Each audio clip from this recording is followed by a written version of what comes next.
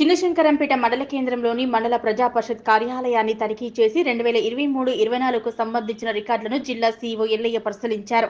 సిబ్బంది పనితీరుపై ఆయన సంతృప్తి వ్యక్తం చేశారు.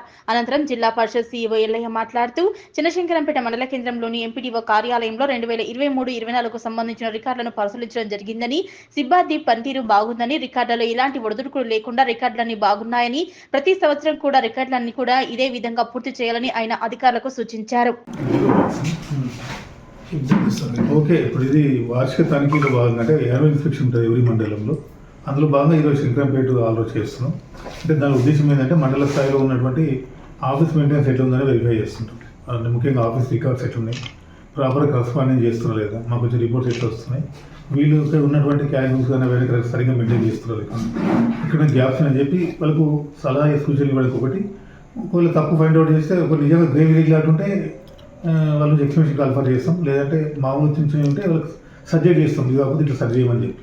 అందులో బాగా అంటే వర్క్ కల్చర్ను వర్క్ క్వాలిటీ పెంచడానికి ఇన్స్పెక్షన్స్ అనమాట. వర్క్ క్వాలిటీ పెంచడానికి ఇన్స్పెక్షన్ చేస్తుంటాం. అందులో భాగంగా ఈరోజు చేసాం.